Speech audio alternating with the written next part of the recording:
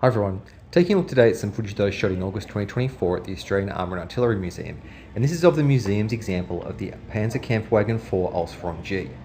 Now I'll talk a little bit about the development of the Panzer IV and also some of the details on this particular variant that's here at the museum. Now in developing armoured doctrine in the 1930s, the German army identified the need for fast-moving panzer units to contain their own organic fire support capabilities to help neutralise fixed emplacements and heavily dug-in infantry. The types of anti-tank guns that would be carried by most vehicles in an armoured unit would be selected based on their ability to fire armour-piercing rounds, that is, engage other tanks. What was needed was a vehicle that could support these tanks and take on the other elements that an armoured unit might encounter. So these heavier vehicles were to be deployed in one company next to three companies of medium tanks within a tank division. And in January 1934, the specification for the heavy support vehicle was issued, creating requirements for a 24-tonne tank armed with a 7.5cm howitzer that would define the basic role and capabilities of the Panzer IV. And it was to operate in concert with medium tanks equipped with 3.7cm anti-tank guns, which eventually developed into the Panzer III. Following prototype evaluation, production by Krupp commenced in 1936 with the Panzer IV Ausf.G, and this model exhibited all the main architectural elements that the vehicle will retain throughout its life. It was rear-engined with a front transmission and final drive, a crew of 5 with 3 in the turret, 2 in the hull, and articulation of road wheels via leaf springs. There were 8 twin-axled road wheels mounted on 4 bogies per side.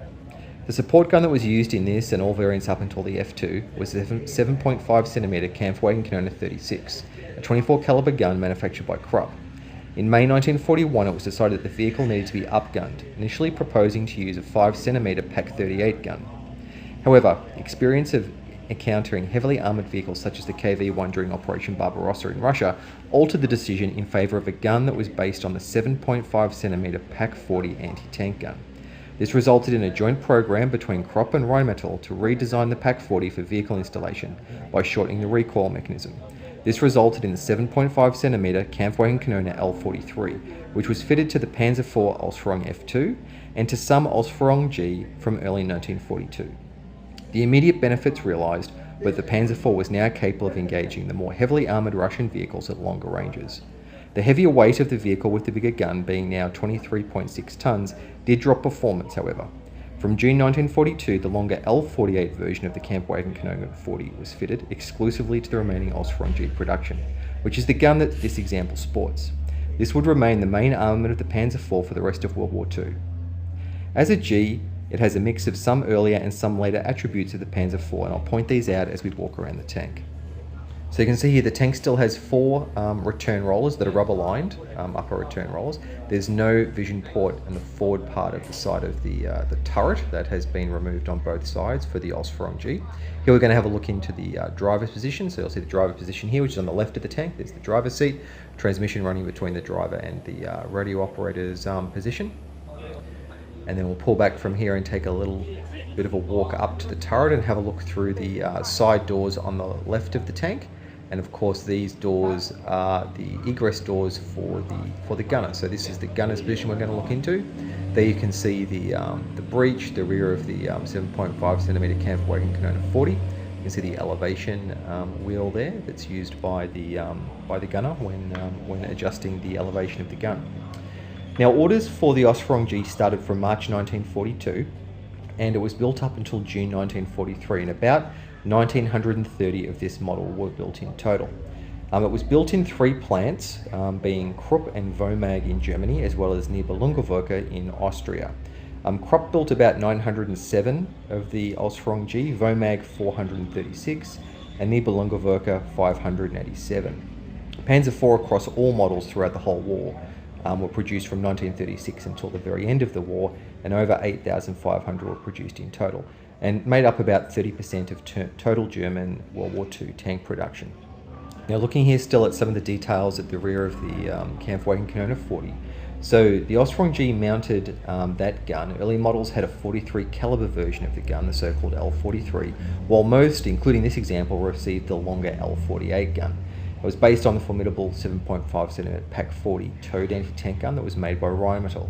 The L48 gun could penetrate 86mm of angled armour at 1,000 metres range using the standard Panzergranate 39 armour-piercing ammunition, or up to 97mm of armour if using the Panzergranate 40 APCR shell.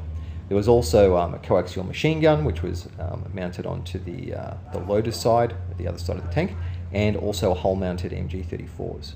Now here at the back of the tank, one of the things that's different on the G is that there's no smoke discharge grenade launchers, which were mounted on the upper part of the rear hull. These have now been removed in the Ausf.G.